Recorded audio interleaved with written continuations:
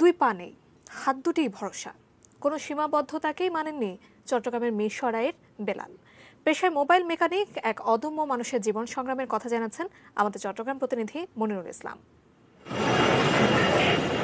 ১৯৯৩ সালের শেষ দিকের কথা।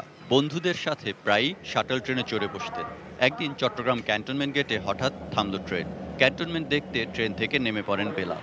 কৌতূহলী কাল হলো। আবার ট্রেন চলতে শুরু করলে উঠতে গিয়ে ট্রেনের নিচে পড়ে যান বেলাল। কাটা পড়ে দুটো পাই।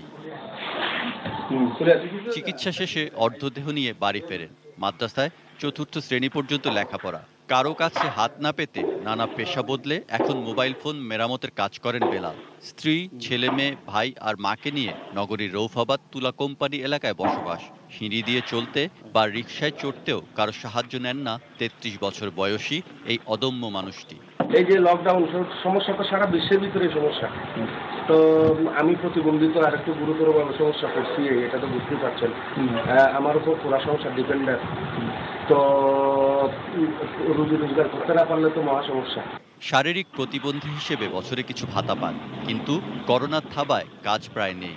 কুমিল্লার মেয়ে নীলা আক্তার বেলালের এই শারীরিক অবস্থা দেখেই তার জীবনসঙ্গী হয়েছেন জীবন সংগ্রামের সাথী। করোনা বিপর্যয়ে দিশেহারা তিনিও। বেলালের মায়ের চাওয়া প্রধানমন্ত্রী যেন তাদের একটু মাথা গোঁজার ঠাঁই করে দেন। অথচ বেলাল কারো দয়ার দান চান না, চান কাজ আর কাজের পরিবেশ।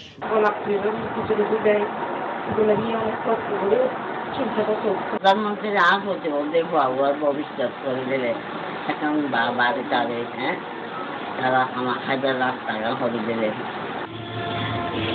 সৈকত Dasgupta, desk report, ATN news.